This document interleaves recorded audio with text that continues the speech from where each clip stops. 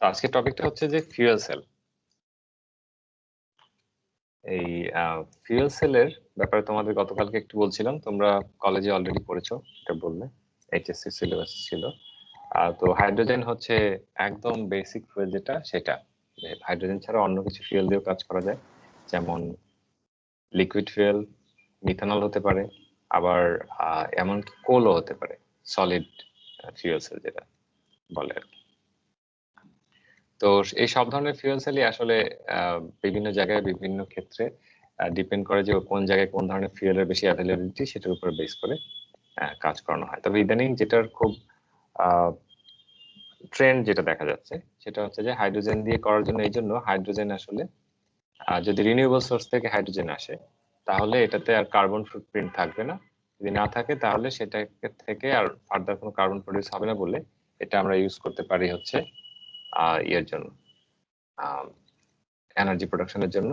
এবং এটা যে কোনো একটা রিমোট এলাকাতেও প্রডিউস করতে পারো, আবার গাড়িতেও তুমি ইউজ করতে পারো, এটা রিনিউয়েবল ফুয়েল হিসেবে ইউজ করতে পারো। তো এটার জন্য hydrogen is becoming very popular nowadays. আর একটা জিনিস হলো যে এই জিনিসটা ট্রান্সপোর্টেশনের ব্যাপারটা কি হবে, গ্যাসের মতো করে যদি করা যায় তাহলে এটাকেও খুব সহজে ব্যবহারযোগ্য করা যাবে। তো এই জন্য হাইড্রোজেন ফুয়েল সেল খুব ইন্টারেস্টিং হয়ে যাচ্ছে তোমাদের অ্যাপ্লিকেশন সাইডটা নিয়ে একটু আলোচনা করা, সাথে হচ্ছে একটু থার্মোডাইনামিক্স এর পয়েন্ট অফ ভিউ থেকে দেখা ফিউয়েল সেলটা। তো ফিউয়েল সেলের প্রথম কাজ হচ্ছে যে অ্যানোড আর ক্যাথোড আছে, যেমন একটা সেলে থাকে, তার মাঝখানে একটা ইলেকট্রোলাইটও থাকে। এখন ইলেকট্রোলাইটের ভিতর থেকে তো পাস হবে আয়নটা। তো এখানে আয়নিক ফর্মে নিয়ে যাওয়ার জন্য হাইড্রোজেন থেকে যখন হাইড্রোজেন আয়ন হয়ে গেল, সাথে সাথে সে দুটো ইলেকট্রন ছেড়ে দিবে। সেই ইলেকট্রন গুলো আবার যখন ঘুরে আসবে, সেই সার্কিটটা ক্লোজ করলে তখন সেটা ইলেকট্রিসিটি ফ্লো করলো আর কি। আর এই যে একটা পাশে হচ্ছে হাইড্রোজেন আসলো, অন্য আরেকটা পাশে দেখো কি ঢুকলো, অক্সিজেন, তাই না? এখান থেকে অক্সিজেন ঢুকলো। তো অক্সিজেন ঢুকলো, অক্সিজেন ঢুকে এই হাইড্রোজেনের সাথে রিয়েক্ট করে পানি তৈরি করলো। এটা তোমরা সবাই বোধহয় জানো, এই যে পানি তৈরি করার ব্যাপারটা, কারণ এটাই হচ্ছে সেই রিয়াকশন যেটার মাধ্যমে তুমি আসলে এনার্জিটা প্রডিউস করতেছো এইটার ইয়ে থেকে, এই যে রিয়াকশন থেকে, তাই না? তো এই রিয়াকশনটা যে হলো, এটাকে আমরা কি বলতে পারি? এটা আসলে এটা বলতে পারি না যে H2 প্লাস O2, তাই না?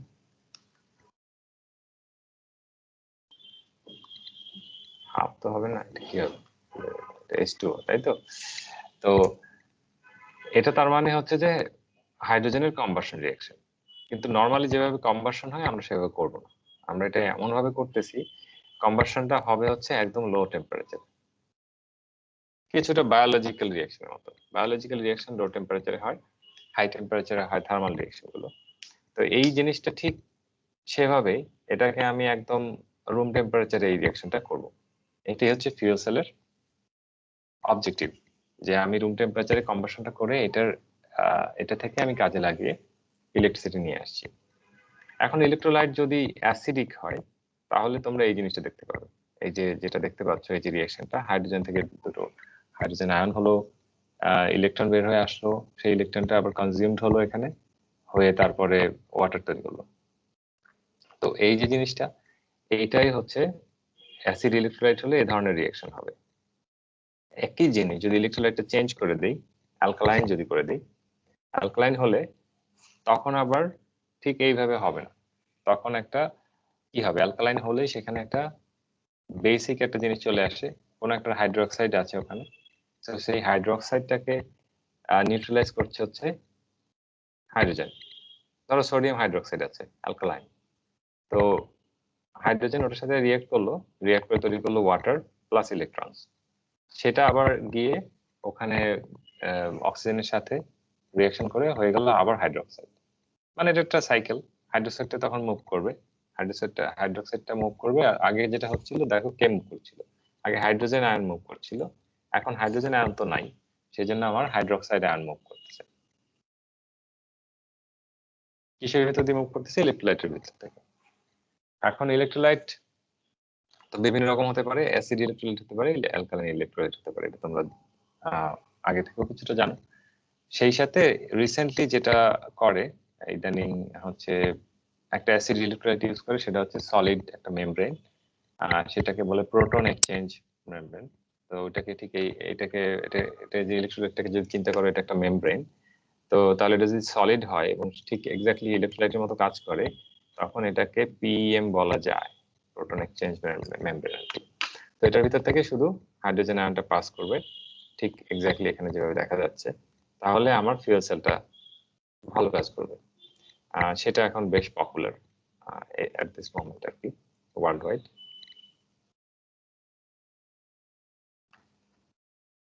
তাহলে এখানে তোমাদের জন্য একটা স্টেটমেন্ট আমি তোমাদের জন্য লিখেছি, তোমাদের বই থেকে লেখা। তো বইয়ের থেকে যেটা আমি নিয়েছি তোমাদের সাথে যেটা ডিসকাস করতে চাই, সেটা হচ্ছে এইটা যে কোনো ইনিশিয়াল চার্জ লাগে না, এই কথাটাই তোমাদের বলতে চাচ্ছি সোজা কথা। সো ইনিশিয়াল চার্জ অন্যান্য ব্যাটারির ক্ষেত্রে লাগে এবং সেটা একসময় শেষ হয়ে যায়। শেষ হয়ে গেলে কোনো ব্যাটারি ফেলে দিতে হয়, কোনো ব্যাটারি রিচার্জ করতে হয়। এই ক্ষেত্রে কন্টিনিউয়াস ফ্লো অফ ফুয়েল থাকার কারণে এটাতে কোনো ইনিশিয়াল চার্জ বা কোনো চার্জিং এর কোনো ব্যাপার নাই। আচ্ছা, আর এইটা হচ্ছে অ্যাসিডিক হলে এই ব্যাপারটা ঘটছে, এই রিঅ্যাকশনটা হচ্ছে, এটা তোমাদের ফিগারে আমি দেখালাম। তো সেটাই আবার এখানে লেখা। আর যদি কিনা অ্যালকালাইন হয় তাহলে সেক্ষেত্রে এই ধরনের রিঅ্যাকশনটা হচ্ছে। সো এবার আমরা একটু ইয়েতে আসি, কি বলে থার্মোডাইনামিক পয়েন্ট অফ ভিউ থেকে এটাকে দেখব। তো এই ক্ষেত্রে যেহেতু একটা ইলেকট্রিক ওয়ার্ক হচ্ছে, যেহেতু ইলেকট্রনের মুভমেন্ট হচ্ছে এবং সেটাতে আমি ইলেকট্রিসিটি পাচ্ছি, তাহলে সেই ইলেকট্রনের যে মুভমেন্ট, সেটাকে আমি ধরে নিচ্ছি যে ওয়ার্ক ইন দিস কেস। আর ডেল এইচ আর কিউর রিলেশনটা তো আগে থেকে জানা আছে, শুধু ওয়ার্কটা হচ্ছে ইলেকট্রিক্যাল। তো সেক্ষেত্রে ডেল এইচ সমান সমান কিউ প্লাস ডব্লিউ ইলেকট্রিক্যাল, এটা তো আমরা লিখতে পারি নাকি? জি স্যার। বেশ, এবার আমাদের সেই এন্ট্রপির সেই ফর্মুলাতে চলে যাই, সেটা হচ্ছে কিউ সমান সমান টি ডেল এস, এবং টি ডেল এস হয়ে গেল, বসিয়ে দিলাম, del H equals to T del S plus W electrical হয়ে গেল। এখন আমি অনেকটা ভেঙে ফেলেছি রিলেশনটা।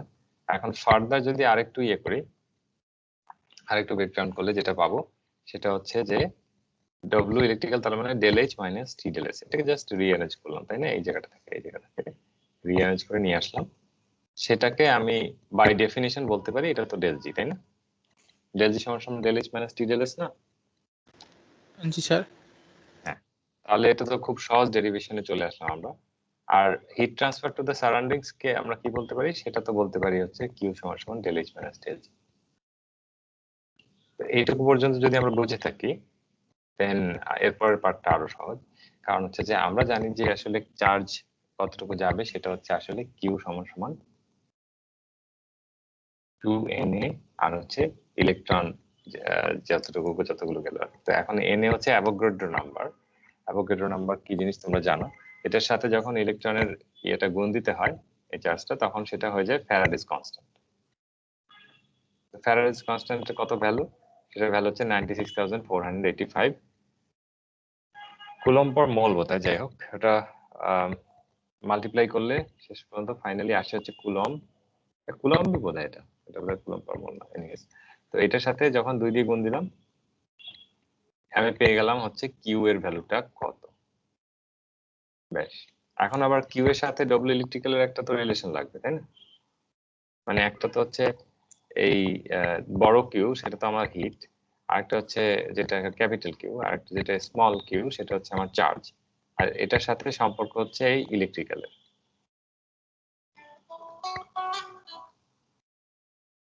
সো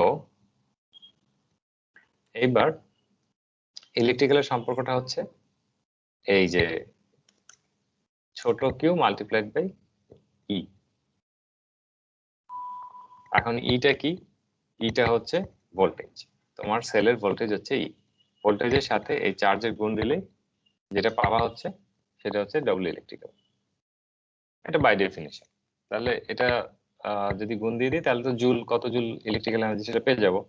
এখন আমি তো আসলে জানি না যে কত ভোল্ট, তো আমাদের সেলের ভোল্টটাই আমরা জানি না, বরং কিউ এর ভ্যালুটা জানি, ডব্লিউ ইলেকট্রিক্যাল দেখা যাক কি করে। ডব্লিউ ইলেকট্রিক্যাল তো অলরেডি আমরা জানি যে এটা হচ্ছে সমান সমান ডেল জি, একটু আগে দেখে আসলাম।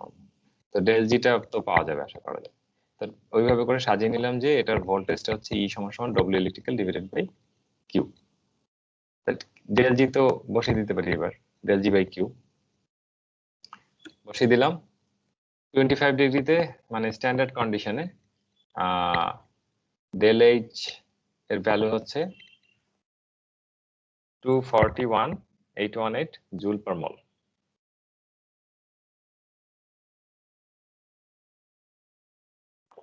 আর ডেল জির ভ্যালু হচ্ছে 228.572 জুল পার মল। এটা আমি তোমাদের দিয়ে দিলাম। এখন তাহলে তোমাদের মেজর এখন স্টেপটা হওয়া উচিত যে ডেল জি আর ডব্লিউ ইলেকট্রিক্যাল তো সমান, তাহলে ডব্লিউ ইলেকট্রিক্যালে তুমি ডেল জি ভ্যালুটা বসিয়ে দাও। বসিয়ে দিলে তুমি পেয়ে গেলে ডব্লিউ ইলেকট্রিক্যাল হচ্ছে 228.572 জুল পার মল। এখন এটা যখন তোমরা পেয়ে গেলা,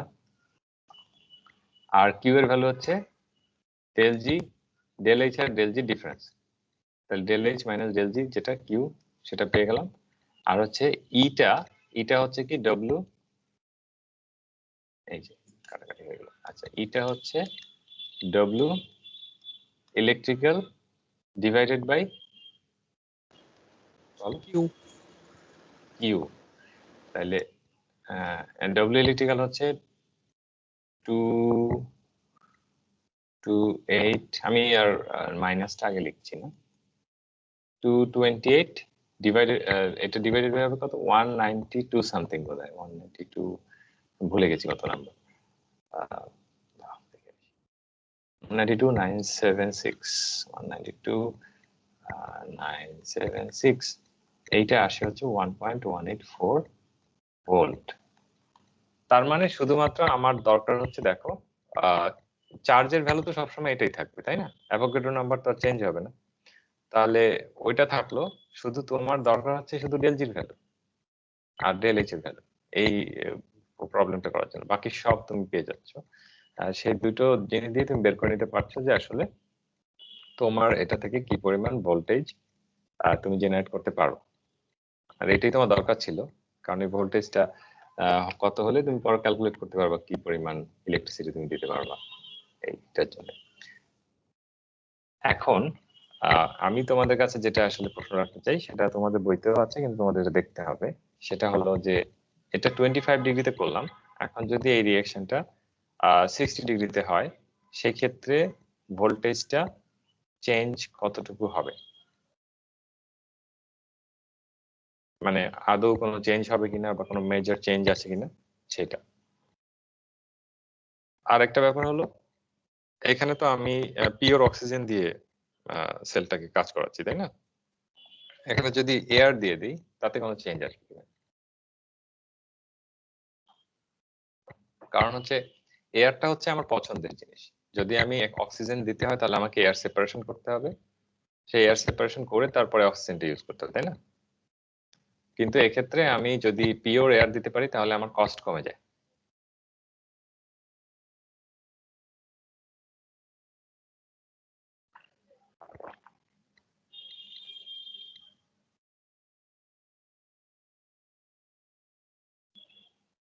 একটা এয়ার সেপারেশন কিভাবে করে বলো তো?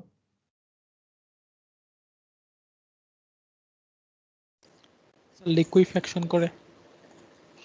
লিকুইফ্যাকশন করে, রাইট। তো লিকুইফ্যাকশন করার জন্য তো অনেক এনার্জি দিতে হয়, অনেক কুলিং এনার্জি দিতে হয়। তোমরা আসলে লিকুইফ্যাকশন অলরেডি দেখেছো, তো এটা যে পরিমাণ এনার্জি দিতে হয় সেই এনার্জি তো আমরা দিতে চাই না। আমরা তো ফিউয়েল সেলের ইউজটাকে যদি চিপ রাখতে হয় তাহলে আমাকে এয়ার দিয়ে করতে হবে। তাহলে এয়ার যদি দেওয়া হয়, নাইট্রোজেনের একটা অ্যাডিশনাল কন্ট্রিবিউশন থাকবে, সেটার কারণে কোনো এফেক্ট হবে কিনা এটা একটা প্রশ্ন থাকছে।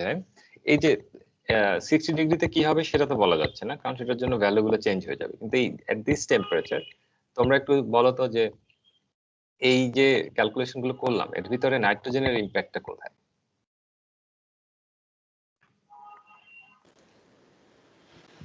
স্যার ওটা তো ইনার্ট, ওটার কোনো ইম্প্যাক্ট না, জাস্ট ফুয়েল সেলের আয়তনটা একটু বড় হইতে হবে আর কি। তোমার কথাই মোটামুটি ঠিক আছে, সামান্য একটু চেঞ্জ আসলে আসতে পারে, সেটা হচ্ছে পার্শিয়াল প্রেসারে যে একটু চেঞ্জ আসবে অক্সিজেনের। এছাড়া এইখানে ইকুয়েশনে কিন্তু সেরকম কোনো ভ্যারিয়েশন হবে না।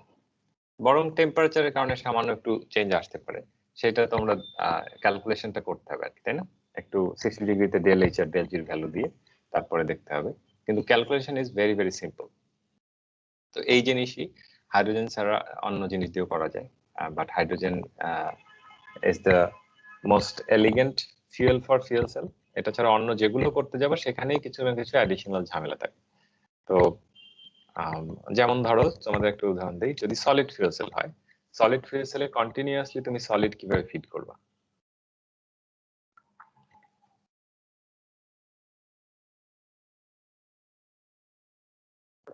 তারপর একটা প্রশ্ন থাকবে, তোমরা সলিড যখন বার্ন হয়ে যাবে, এটা পুড়ে যাওয়ার পরে এটা তো অ্যাশ থেকে যায়, তাই না? ধরো তুমি কোল বেসড ফুয়েল সেল বানাচ্ছ, কোল ফিড করতেছো একটা ফিউল সেলে, ওটার অ্যাশ আছে, সেই অ্যাশটা নিচে পড়ে থাকতে পারে, তাই না? অ্যাশটা রিমুভ করবো কিভাবে?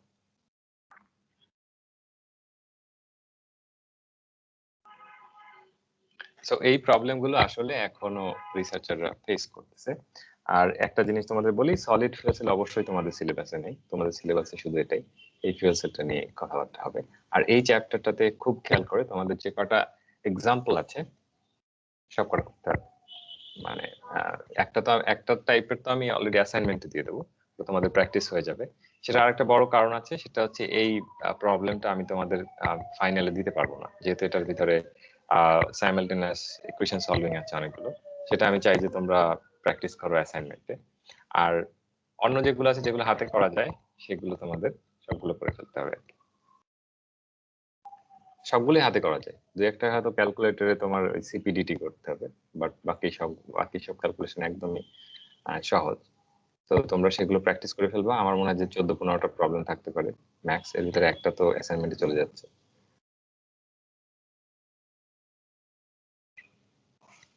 এখন আর একটা প্রশ্ন তোমাদের কাছে আমি করব, সেটা হচ্ছে how much heat is converted to work, electrical work in this case, বলতে পারবা?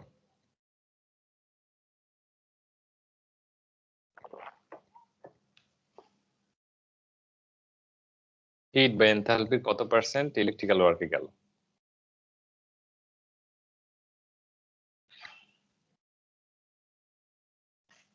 Sir 0 maybe. বলো কি, মানে স্যার এনথালপির, ডেল এইচ আর ডেল জি সেম দেখলাম মেবি। চলো ডেল এস আর ডেল জি সেম দেখছো, আমি তো ইলেকট্রিক্যাল ওয়ার্কের কথা বলতেছি। ডেল জি আর ডব্লিউ ইলেকট্রিক্যাল সেম, তা ডেল জির যে পুরোটাই তো ডব্লিউ ইলেকট্রিক্যাল হয়ে গেল, এই যে এই পুরোটাই তো ডব্লিউ ইলেকট্রিক্যালে কনভার্ট হয়ে গেছে নাকি? ডেল জি আর ডব্লিউ ইলেকট্রিক্যাল সেম না? জি স্যার, আমি তাহলে চিন্তা করছি ডেল জি আর ডেল এইচটা সেম এই জন্য। আচ্ছা, এফিসিয়েন্সি দেখো তাহলে W electrical electrical divided by del H নাকি? তাহলে ডব্লিউ ইলেকট্রিক্যাল হচ্ছে 228 লিখলাম, অত বড় লিখলাম না, আর ডেল এইচ হচ্ছে 241। বন্ধু 100 দিয়ে, এবার 100 দিয়ে মাল্টিপ্লাই করলে কত আসে আমাকে একটু বলো ক্যালকুলেট করে। স্যার 94.61। 94.61%। তাহলে এফিসিয়েন্সি ওয়াইজ কিন্তু এটা খুব একটা এফিসিয়েন্ট সিস্টেম, এটা কি বলা যায়? জি স্যার। তাহলে greater than 90% efficiency theoretically possible. তাহলে নেক্সট কোয়েশ্চেন আসতে পারে, what will be the real efficiency during operation, তাই না? উইথ অল দ্য ইরিভার্সিবিলিটিস, বুঝতেই পারতেছো থার্মোডাইনামিক প্রসেসে আমরা এগুলো ধরে নিয়েছি সব রিভার্সিবল প্রসেস। আর রিভার্সিবল না ধরে আমরা যদি এগুলো চিন্তা করি ইরিভার্সিবল প্রসেস, তাহলে সেক্ষেত্রে তোমার এফিসিয়েন্সি লস করবা, এখানে আরো অনেক কিছু প্রবলেম দেখা দেবে। এখানে রিয়াকশন যদি ঠিকঠাক মতো না হয়, কোনো প্রবলেম হয়, সবকিছু অ্যাকাউন্ট করে প্র্যাকটিক্যালি এফিসিয়েন্সি পাওয়া যায় হচ্ছে অ্যারাউন্ড 50%। স্টিল যদি চিন্তা করো 50% efficiency is very very high, Carnot's এর থেকে তো বেশি নাকি? আর ইয়ার থেকেও বেশি ইন দ্য সেন্স যে এটা যেহেতু হাই টেম্পারেচার সিস্টেম না, একটা লো টেম্পারেচার কাজ করতেছে এবং এটার এফিসিয়েন্সি কিন্তু সিগনিফিকেন্টলি হাই সেই হিসেবে। সুতরাং practical for all practical operations it will be around 50%. Sir high টেম্পারেচারে কেন করাই না? এটা হাই টেম্পারেচারে করলে তো এফিসিয়েন্সি বেড়ে যাইতো। এখানে তো হাই টেম্পারেচারে করলে এফিসিয়েন্সি বাড়বে না তো। এটা তো তোমার এখানে রিঅ্যাকশনের স্পিডের উপরে তো কিছু লিমিটিং থাকছে না। দেখো ওখানে যে রিঅ্যাকশন যেভাবে হচ্ছে এখানে তো ইলেকট্রন রিলিজের উপরে ডিপেন্ড করতেছে, তাই না? ওটা ওভাবে করে কাজ করছে। তো সেক্ষেত্রে এখানে আসলে হাই টেম্পারেচারে নেওয়ার কোনো প্রয়োজন নেই। হাই টেম্পারেচার তুমি নেবা তো শুধুমাত্র একটা প্রসেসের স্পিড বাড়ানোর জন্য, সেটা না বাড়লে তো কোনো লাভ হচ্ছে না। এই ক্ষেত্রে আসলে আমাদের ইন্টারেস্টটাই হচ্ছে এটাকে হাই টেম্পারেচারে যেন না যায়। হাই টেম্পারেচারে গেলে আমার এফিসিয়েন্সি লো হয়ে যাবে আরো। আরেকটা জিনিস হচ্ছে যে আমার ওভারঅল এনার্জি কনজাম্পশন বেড়ে যাবে। এটা এমনিতেই দেখতেছো যে এখন যে তোমাদের এক্সাম্পলটা দিলাম, এটা এই সেলটা কিন্তু আসলে মাত্র 1 ভোল্ট জেনারেট করে, তাই না? এটা কিন্তু Yes, sir. সিগনিফিকেন্ট আমার এনার্জি না। তো তোমার এটা আসলে অনেকগুলো সেল লাগবে তুমি যখন প্রপারলি ইলেকট্রিসিটি সাপ্লাই দিবে আর কি। তো যখন তুমি যেভাবেই করো, কিন্তু তোমার ইচ্ছাটা হচ্ছে যে তুমি এটা হাই টেম্পারেচার যাবা না। সেটার কারণ হচ্ছে তোমার এফিসিয়েন্সি হাই থাকা, প্লাস হচ্ছে যে তোমার এনার্জি কনজাম্পশন। তুমি হিটটা তুমি কোথা থেকে দিবা? তুমি হাই টেম্পারেচার নিলেই হিটটা তোমার হাইড্রোজেন পোড়াইয়ে দিতে হবে। হাইড্রোজেন পোড়াই যদি দাও তাহলে তোমার হাইড্রোজেন লুজ করলো না তুমি সিস্টেম থেকে। So better to be at the room temperature for this case. আর থার্মাল যেগুলো আছে, যেগুলো এক্সিস্ট করে যে প্রসেস, সেগুলোতে তো একটা কারণ আছে ওগুলো নেওয়ার হাই টেম্পারেচার, সেগুলো হাই টেম্পারেচারে করতে হবে। এগুলো হাই টেম্পারেচারে করার দরকার নেই। সেটাই হচ্ছে আমাদের মানে ফিউয়েল সেলের ফুল আইডিয়াটাই ছিল এটা নিয়ে, যে আমরা হাই টেম্পারেচারে যাব না এবং এটাকে লো টেম্পারেচারে এনার্জি প্রোডাকশন করব। তাহলে এই ছিল আজকের লেকচার এবং তোমাদের চ্যাপ্টার শেষ হয়ে গেল। আজকে যে লেকচারটা আছে এটার যে লেকচার নোট বা লেকচার স্লাইড যেটা, এটা আমি আপলোড করে দেবো, আজকে আপলোড করে দেবো, তোমরা সব পেয়ে গেলে।